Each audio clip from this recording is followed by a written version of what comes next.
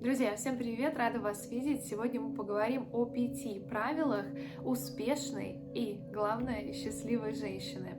И на это видео меня вдохновила лекция психолога Марка Бартона, которую я посмотрела недавно и вынесла для себя эти пункты. Они меня очень вдохновили, я с ними полностью согласна. Они также соответствуют тому, во что я верю и о чем я говорю как ведический астролог. И, в общем, я их видоизменила немного, но основа, она осталась такой же. И поэтому хочу с вами поделиться. Первый пункт, самый важный: быть всегда аутентичной и следовать своему предназначению.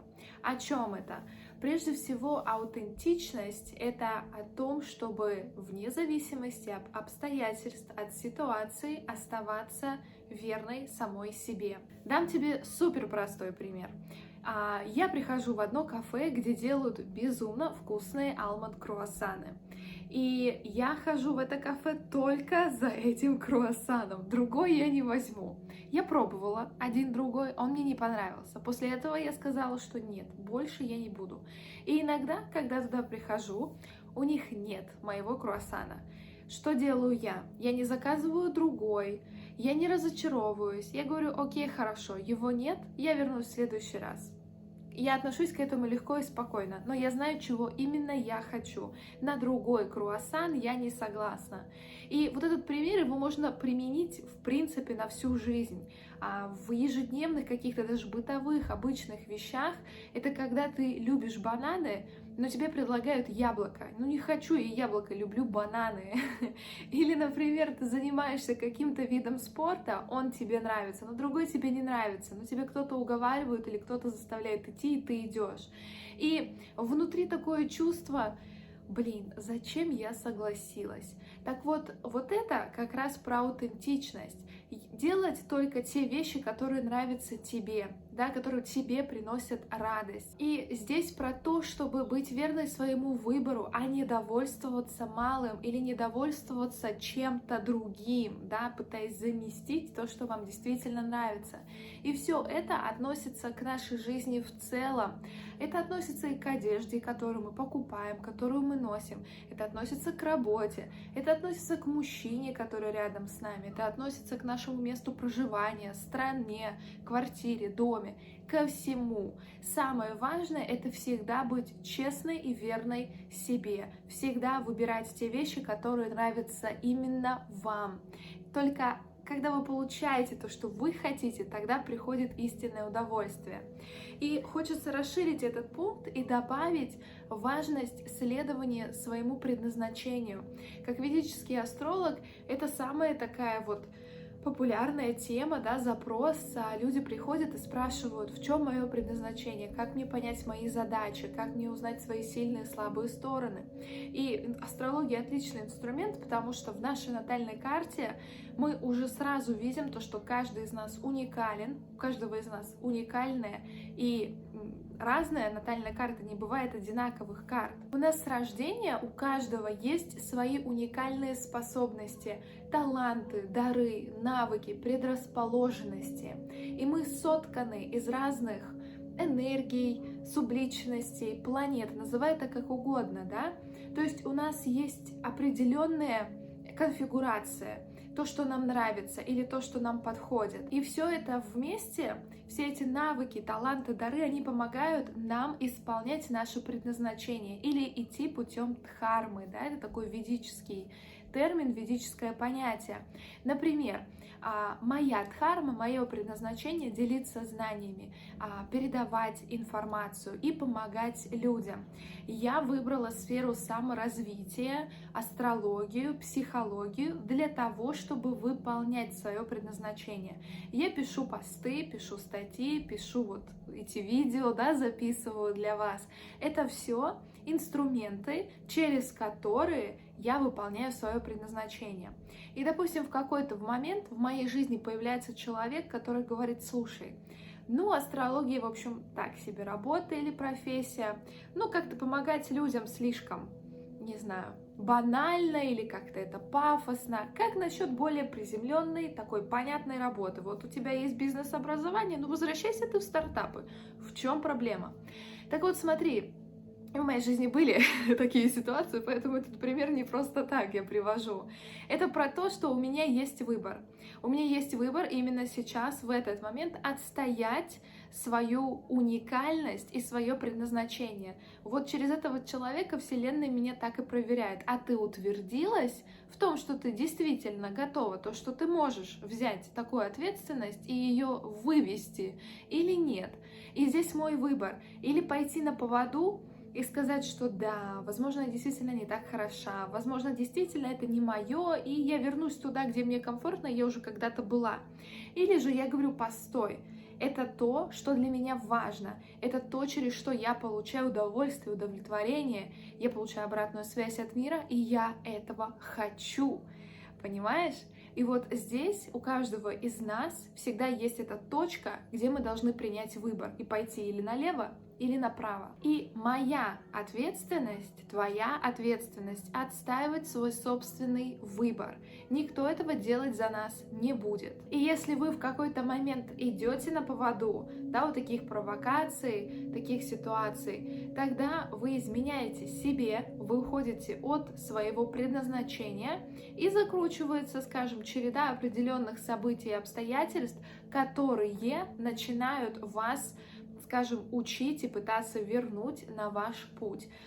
И здесь уже, скажем, насколько это тяжело или легко, будет все зависеть, насколько вы способны понять то, что вы реально сбились, и то, что вы сейчас предали себя, и, скажем, взяли такой детур, да, хотя могли бы уже идти по этому пути. Но это тоже урок, и каждый из нас в той или иной степени его проходит. Мы берем или паузы, или немножко возвращаемся в предыдущую, например, деятельность, чтобы снова вернуться и заниматься тем делом, которое нам нравится. Это все путь, это все окей. Здесь невозможно, опять же, сделать все идеально, правильно с первого раза.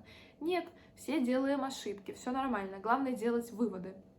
И вот эта самая аутентичность и следование своему предназначению, это очень сильно связано с самооценкой. И если самооценка незрелая или проблемная, то тогда быть аутентичной, отстаивать свои границы достаточно сложно, если вообще возможно. Кстати, вот про уверенность в себе. Мы это смотрим по положению Солнца в натальной карте. Плюс, где находится управитель нашего восходящего знака или Лагнеш. Поэтому это тоже мы высчитываем, мы смотрим, насколько, скажем, человек ведомый, насколько он может отстаивать свои границы. Но могу сказать, что это то, да, отчасти мы это уже с этим приходим, с этими характеристиками, качествами, но мы всегда их можем улучшать, ну или ухудшать, смотря куда мы растем, да, куда мы двигаемся. Поэтому это не то, что прописано, и если, например, вы ведомы, то вы никогда не сможете отстаивать границы или быть уверенным в себе. Можно, но здесь этого нужно захотеть. И женщинам часто очень выгодно, есть некая вторичная выгода быть вот в этом состоянии некой жертвы, когда вот я бы хотела этим заниматься, но там муж, дети, семья, работа, нет времени, миллион причин, почему она этого не делает, не живет так, как она хочет, не занимается любимым делом, не имеет ту жизнь, о которой всегда мечтала, всегда виноват кто-то другой. И первый принцип здесь и первый закон, который я хочу сказать, это то, что только вы ответственны за вашу жизнь. Переставайте перекладывать ответственность на других, они ни в чем не виноваты, они как раз через них вас и проверяют, насколько вы способны выстоять обстоятельства, определенные события, насколько вы готовы идти по своему пути. Поэтому никто не виноват, ни родители, ни общество, ни ваш супруг или жена. Вы сами отвечаете за ваши ценности, за ваше предназначение, за то, как вы хотите жить. И предназначение, и карма у каждого индивидуально. Невозможно переложить свои задачи, свою миссию на кого-то другого и сказать: выполняй их за меня, пожалуйста. Это так не работает. Мы каждый сюда приходим в одиночестве, да, уходим тоже мы в одиночестве. И вот этот весь путь, у нас есть свой собственный путь. Даже если мы в браке, мы в отношениях, мы все равно личность. И мы должны эту личность развивать. Она ни с кем не должна быть как-то вот связана, и она не должна растворяться в ком-то. Пункт второй. Никогда не предавать свои ценности. Вот, например, Для меня всегда карьера и реализация были важны, прям с самого детства. Я очень рано начала работать, и я даже еще в детстве подрабатывала, помогала родителям с их бизнесом, потому что это вот то, с чем я пришла. Эти все программы, энергии, они есть в моей натальной карте. И поэтому, исходя из этого желания, этой предрасположенности, я рано начала работать, я получила хорошее образование, я строила корпоративную карьеру, я занималась бизнесом. И это все меня позже привело к тому, что я решила создать свой проект.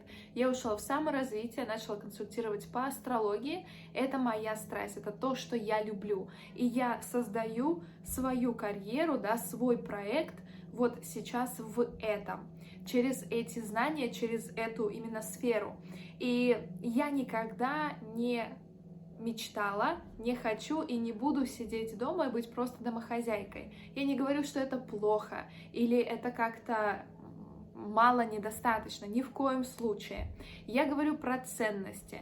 Моя ценность — это видеть то, что я приношу какую-то пользу миру, обществу. И для меня безумно тоже важно реализоваться как женщина, как жена, как мать. Для меня семья очень важна. В моей карте это тоже есть. И реализация. Эти вещи я не могу выбирать ни одно, ни другое. И то для меня важно. Но я не смогу быть с человеком, который будет меня подавлять и мешать мне развиваться, или не давать мне развиваться, посадит меня дома и скажет: нет, все, с этого дня ты больше не работаешь. То есть именно вот через свою деятельность, сколько бы я ни зарабатывала, я от этого кайфую. Мне нравится постоянно обучаться, проводить исследования, общаться с людьми. Это то, что меня зажигает. То, от чего и из чего я черпаю энергию. Вот это моя ценность. И я ищу человека, у которого есть такая же ценность, для кого реализация, для кого рост очень важен в жизни. Тот, кто будет стремиться быть лучше каждый день и через свои действия, через свой проект, через свою работу, чем бы он ни занимался, он стремился сделать этот мир лучше и как-то помочь другим людям. Вторая ценность моя, я просто для примера говорю, возможно, у вас такие же ценности, возможно, они совершенно другие. Неважно, вам важно понять суть. И, кстати, хорошее упражнение — выписать эти самые ценности, пока вы слушаете это видео. Чтобы не забыли, можете поставить на паузу сейчас и прописать список из ваших ценностей. Другая моя ценность — это верность. Я никогда не буду с человеком, который не имеет такой ценности, который не ценит семьи, не ценит дружбу, не имеет ценности семейные, да, для кого семья не является чем-то важным в этой жизни, который не понимает ее суть, и человек, который просто хочет наслаждаться, прожигать эту жизнь, получать удовольствие, удовлетворение и так далее. В общем, такой, да, эгоистический. Я хочу кайфовать, пока я молод, хочу вот делать все, что я хочу. Я не разделяю эти ценности. Для меня это не окей. Я с таким человеком, мне не о чем о нем с ним говорить, дружить или встречаться. И это не значит, что я осуждаю этих людей, потому что у каждого человека есть свой путь. Мы все разные и приходим сюда для разного опыта. И я вот хочу получить определенный опыт, этот человек другой опыт. Ни я, ни он не являемся ни плохим, ни хорошим, мы просто разные. И важно вот тоже, да, очень правильно и выбирать людей в свое окружение, особенно мужа или жену, опираясь на эти самые ценности, и вовремя отпускать, когда вы видите, что ценности у вас разнятся. Я считаю, что это нормально, когда у нас разные ценности и когда каждый из нас имеет какой-то свой фокус жизни и в целом мировоззрение. Ненормально — это пытаться быть как все или идти на поводу современного мира или тех стереотипов, которые навязываются. Например, в нашем современном мире институт семьи почти уже полностью разрушен, и измены стали нормой. Как бы уже кажется, что если мужчина в браке, да, в долгом не изменяет, значит, с ним что-то не так. И я улыбаюсь, говоря это, понимаю, что это, конечно, полный абсурд. с моим мировоззрением, с моими ценностями, да, для меня. Но имея, скажем, бэкграунд в физической философии, изучая астрологию, я понимаю, почему, что это за течение времени, о чем оно, почему эти ценности разрушены. Но это не значит, что я сейчас должна свою ценность верности видоизменить и приспособиться, потому что это современный мир, и значит, наверное, со мной что-то не так, а с миром все так. Нет. Если еще вы занимаетесь саморазвитием, особенно, да, и понимаете, почему данная тенденция существует сейчас в мире, вы будете иметь ответ на этот вопрос. И тогда намного легче и спокойнее и понятнее отстаивать свои ценности. И, скажем, принимать. Я принимаю, что это моя ценность, и я позволяю миру иметь вот такую ценность сейчас. Но я ее не выбираю. Мы с ним живем параллельно. И это про то, чтобы позволять людям иметь свои ценности, получать их опыт, а себе позволять получать свой опыт. Здесь вот урок про принятие. У кого-то ценности — это путешествие, карьера, саморазвитие, дети, супружество. У всех у нас разные ценности, интересы, да, в том числе, потому что они так идут бок о бок. Они очень похожи. Поэтому подумайте и вспомните, как часто вы предаете свои ценности, как часто сами наступаете на них.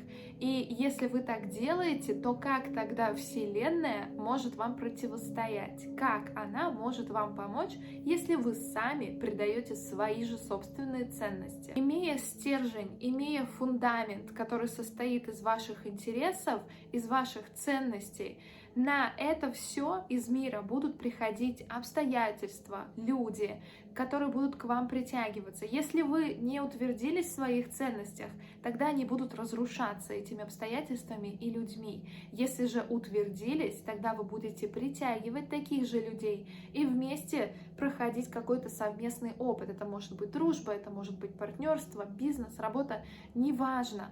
Но вы будете усиливать друг друга и в этом закрепляться. Поэтому сейчас самое время определиться с вашими ценностями, что для вас важно. Третий пункт — никогда не соглашаться на плохое или на то, что причиняет вам боль, или то, что вызывает какие-то негативные чувства, страдания, дает повод для апатии или депрессии. Например, женщина, девушка давно уже находится одна, да, у нее нет отношений, и тут в какой-то момент она встречает мужчину, и мужчина вроде хороший, какие-то ценности, взгляды на мир у них похожи, перекликаются, она к нему присматривается. Но уже с самого начала, вот вроде все в нем хорошо, но с самого начала она видит то, что в компании друзей он начинает как-то себя так менять, скажем, свое поведение и флиртовать с другими женщинами открыто при ней, хотя у них вроде уже как идут отношения. И она первое время на это закрывает глаза. Ну ладно, там пофлиртовал, поговорил, но, возможно, ему нужно это внимание. Но потом он позволяет себе все больше и больше. Он может как-то грубо ей ответить, он может пропасть, не писать, не звонить, не говорить, где он, что он, не строить совместные планы, и начинается уже такое, скажем, психологическое насилие. Девушка начинает страдать. Для нее это действительно сложно, она не понимает, почему этот мужчина себя так начинает вести. И у нее начинается уже как бы на уровне зависимости, да, от этого человека определенная апатия, депрессия. То есть ее эмоциональное состояние полностью завязано на его действиях и на его настроении. Она входит в некую такую психологическую зависимость. И тут начинается внутренний конфликт. С одной стороны, она понимает, что, но все-таки не о таком я мечтала, как-то я хотела по-другому. А с другой стороны, она понимает, что до этого она несколько лет была одна. И вот сейчас это вот первый мужчина за это время, который ей понравился, она ему понравилась. И вроде, как бы и не все так плохо, возможно, он изменится, возможно, у него такой характер, как-то притрутся, и, в общем, со временем все будет лучше. Но здесь уже важно, что все эти разрушения, этот процесс запущен, разрушения уже начались. И начинается процесс, который запускает недоверие, непринятие, частые ссоры, подозрения, очень повышенную эмоциональность, то есть такие эмоциональные качели, да, в отношениях. И по большей части вот вы уходите в эту самую воронку токсичных отношений. Почему это происходит? Вот для этого нужно вернуться назад и вспомнить про первые два пункта. Женщина, которая аутентична, которая знает свои ценности, она никогда не будет там, где ей плохо. Она не будет пытаться объяснить, почему этот человек ведет себя так или иначе, или почему у него такой характер, или находить миллион разных причин и объяснений. Она не будет этого делать. Она ценит себя, она ценит свое время. Для нее это не окей. С ней так нельзя. И она будет уходить от того или от той ситуации, где ей некомфортно, где ей больно. Четвертый пункт — никогда не заслуживать любовь. Я наблюдаю очень интересные ситуации в последнее время, когда очень, скажем, уровень нашей жизни, да, достаточно быстро начал меняться в современном мире. Появились новые технологии, появились криптовалюты, да, и очень много людей, особенно мужчин, они смогли хорошо заработать за какое-то короткое время. И вот я наблюдаю такую тенденцию, что женщина, да, когда встречается с мужчиной, на первых этапах стоит такой вопрос: а она со мной из-за денег или из-за любви? Она меня любит или только потому, что у меня есть там какие-то определенные ресурсы? И мне здесь очень понравилось то, что сказал Марк Бартон, психолог. Он сказал, что, слушайте, женщины с мужчинами всегда из-за денег, окей? Женщина тысячами лет выбирала мужчину, который добытчик, потому что только рядом с таким мужчиной она смогла выжить, и в целом как бы эволюция человечества продолжилась. А с человеком, который не мог, да, добыть никакие ресурсы, женщина бы просто не выжила, поэтому уже даже на таком подсознательном уровне, генетическом, да, больше уровне, уже сложилась эта модель. Для женщины это действительно очень важно, и психологи об этом говорят. И в астрологии мы тоже видим то, что женщина ищет мужчину, у которого есть потенциал, через которого она может проявить свою женскую энергию, дать ее ему, чтобы он смог ее материализовать. Женская энергия — это та сила, то топливо, которое нужно мужчине для действия. Именно на этом топливе мужчина идет и получает, добывает ресурсы, строит успешную карьеру, зарабатывает деньги, инвестирует,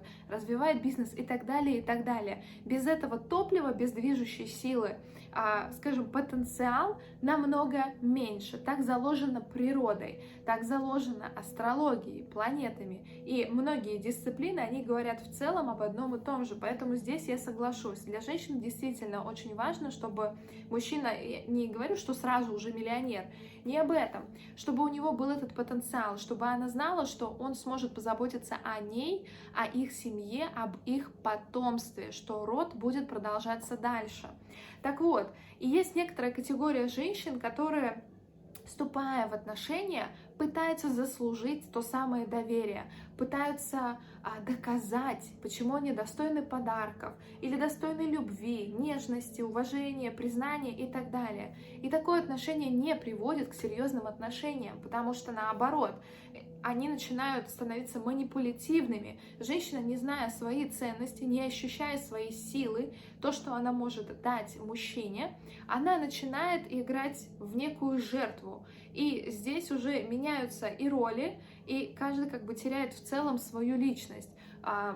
Мужчина, да, чаще всего просто, они начинают как бы пользоваться этим, хотя бывает и наоборот тоже очень часто, когда женщина подавляет мужчину. Бывает по-разному на самом деле, но суть здесь в том, что не нужно никогда доказывать свою любовь или свою верность. Это или есть в вас, и другой считывает, или не считывает, и этого или нет, или как бы это не ваш. Тут все просто. Или вы могли бы в какой-то иллюзии выбрать не того человека, который не имеет этих ценностей и не видит, что транслируете вы. Потому что все наши мысли, все наши убеждения, да, ценности, они материальные. Это определенные вибрации энергии. На это и приходят другие люди. И поэтому это как и про плюс, и про минус. Например, хорошие ценности, да, про семью, про реализации, сделать этот мир как-то лучше, про любовь, про доброту. Таких же людей вы будете собирать вокруг себя. А если у вас есть страхи, то, чего вы боитесь, страх быть отверженной, страх одиночества, никого не найти, что не полюбят, не оценят, тоже такие ситуации и будут приходить, только в минусе, потому что у вас программа в минусе работает. И здесь очень многое завязано на мышление. И слушая эти пункты, да, фиксируйте для себя, если вы находите какие-то вещи, которые, вот скажем, можно проработать. Доказывать свою любовь и верность должен мужчина, а женщина выбирать мужчину. И так правильно, потому что вы обеспечите себе не только счастливую и материально успешную жизнь, но и вы сможете оставаться красивой, счастливой, наполненной, воспитывать здоровых, красивых детей и в целом иметь гармоничную, реализованную жизнь. И 5-й пункт – это забота о себе. Очень часто женщины не знают некую иерархию, да, кто должен быть на первом месте. И в целом, вот, кстати, можно провести опрос в Инстаграме, поспрашивать у вас, в целом, когда мы ставим выбор между я, муж, дети, кто? В каком порядке у вас идет? Очень часто женщина на 3-м месте, но в этом списке еще могут быть и другие. 3-е место — это в лучшем случае, потому что это может быть и 5-е, и 10-е. И это одна из самых важных ошибок. Опасность здесь в том, что не имея энергии, не заботясь о себе, не вкладывая в себя, не наполняясь, вы ничего не сможете дать всем тем, кто находится в вашем списке сверху. Понимаете, то, что вам нужно прежде всего позаботиться о себе, напитать себя, зарядиться, и потом уже вы сможете как и вдохновлять вашего мужа, так и любить, воспитывать ваших детей, проводить с ними качественное время. По-другому не бывает. Только женщина, которая ставит себя на первое место, в ней энергия шакти наиболее проявлена. И благодаря этой энергии ее мужчина становится успешным, становится реализованным. И все ее желания, мысли материализуются. Это вот именно про то самое женственное, гармоничное, спокойное, текущее состояние. Но оно проявляется по-разному, потому что женщины тоже разные. И женщина может быть достаточно активной, огненной, да, реализованной, карьеристкой и так далее, но ставить себе на первое место — это не про эгоизм, это не про то, что весь мир крутится вокруг меня, я буду делать то, что я хочу. Нет, это про заботу о себе. Это про то, чтобы каждый день делать те вещи, которые вас наполняют. Нравится читать книгу? Читайте и кайфуйте. Нравится, например, ваш ритуал пить кофе по утрам? Пейте это кофе и наслаждайтесь каждым глотком. Занимайтесь спортом, делайте какие-то уходовые процедуры, там, салоны, массажи и так далее, и так далее. Делайте то, что заставляет вас чувствовать себя красивой, нужной, где вы ощущаете свою женственность, где вы раскрываетесь, где вы вот такая вот девочка-девочка, что бы это ни было, но где вы получаете кайф и напитываетесь. И делайте эти вещи регулярно, не раз в месяц и не раз в год. Каждый день вы должны делать что-то для себя, и эта жизнь состоит из маленьких ритуалов. Заряжайтесь, наполняйтесь, проводите время на природе, и уже из этой наполненности вы сможете максимально, качественно отдавать вашу любовь и заботу другим людям и делать этот мир лучше. И все эти пункты и их наличие свидетельствуют прежде всего о вашей зрелости и об осознанности. Поэтому, милые девушки, мои хорошие, пожалуйста, запомните эти 5 пунктов, применяйте их в жизни. Это то, что является основой. И чем раньше вы это поймете, прочувствуете, осознаете и начнете работать над этим, тем быстрее вы станете счастливой, успешной, и все те вещи, о которых вы мечтали, реализация в карьере, в семье, счастливые отношения, они все намного быстрее воплотятся в вашу жизнь. Но начинать нужно именно с себя. Поэтому любите себя, цените и помните про эти 5 пунктов. И в комментариях под этим видео поделитесь, согласны ли вы с этими 5 пунктами. Возможно, вы делаете какие-то другие вещи, которые делают вас успешной и счастливой в вашей жизни, и вы можете ими поделиться также внизу. Не забывайте ставить реакции на это видео, делиться им с друзьями, делиться им с другими девушками и женщинами, которым это может быть очень полезно и нужно. До скорой встречи!